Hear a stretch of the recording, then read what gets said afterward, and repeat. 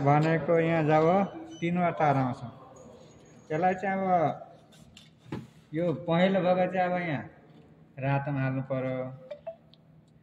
रातोमा गइगयो। अब कालो आएको चाहिँ यो कालो भनेको मेन फेस हो। यसलाई रातोमा हालिदिने। रातोमा हालिसकेपछि यसलाई वायर नट भन्छ। वायर नट टेप अब जे हाले पनि भयो। यसलाई सर्लक्क टाइट गर्ने यस्तो हुन्छ। यसलाई सेतो भनेको जहाँ पनि जुनसुकै सेन्सरमा चाहिँ सेतो तार भनेको न्युट्रल हुन्छ है। यसलाई न्युट्रलमा हाल्यो। न्युट्रल हालिसके सर्लक्क यसलाई यस्तो बटाएर यहाँ फेरि यस्तो गरिसकेपछि यसलाई यो सर्ट नहोस् भनेर यसलाई टेप हाल्नुपर्छ। यसलाई टेपले सर्लक्क यसरी बेर्नु के यहाँ सर्ट नहोस् भनेर अब कहिलेकाहीँ आगो सागो जल्न सक्छ र यसरी टेप हाल्ने हो।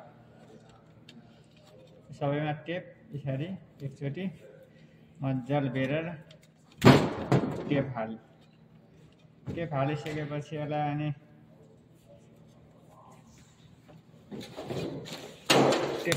सर्लक्क यस्तो मजाले बटाएर यसलाई स्क्रुपले बन्द गरिदिनुपर्छ। सर्लक्कले लाएर स्क्रुप हालेर बन्द गर्नुपर्छ। बन्द गरेपछि यसलाई यस्तो यतापट्टि हेर्नुपर्छ। सेन्सर भनेको यस्तो हुन्छ।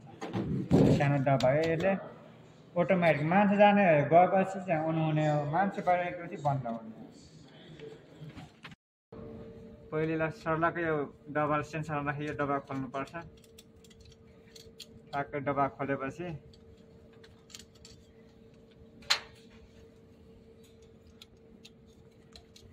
सर्लक्क डब्बा खोल्यो। यहाँ खोलिसकेपछि हामीले यसरी यसलाई यसरी बाहिर सबै निकाल्नुपर्छ। यसरी बाहिर र बाहिर निकालेपछि यहाँको मेन फेस खोज्नुपर्छ। मेन फेस खोजेपछि मेन फेस यहाँ छ। मेन फेस यसलाई मेन फेस भन्छ। मोटर यो 1.5 को चाहिँ अब यो लाइटमा गएको हुन्छ। यसलाई तार यो जो मोटो तार छ त्यो मेन फेस हो। यो मेन फेस चट्ट यसलाई फेरि चेक गर्ने। चेक गर्दाखेरि ठ्याक्कै करेन्ट आयो भने बत्ती जलेको छ यहाँ करेन्ट छ। यो के हो मेन फेस हो। मेन फेस भइसकेपछि यसलाई हामीले कहीँ नहेरिकन चट्ट काटिदिने। यसलाई चट्ट काटिदिने। काटिसकेपछि यसलाई काटेपछि यसो साइड लाउने। यसलाई मेन फेस भयो। अब हाम्रो भनेको यो सेन्सरपट्टिबाट तीनवटा तार आएको हुन्छ। अब यो मेन फेस भइहाल्यो। यो आउटपुट भइहाल्यो। यो न्युट्रल भइहाल्यो।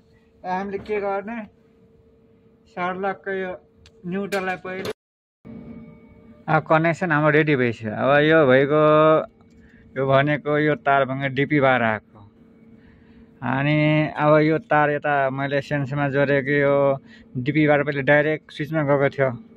अब स्विचमा जानेमा चाहिँ अब यो आउटपुट हालिदियो। डिपीबाट आउने चाहिँ यहाँ छ। डिपीबाट आएको तार।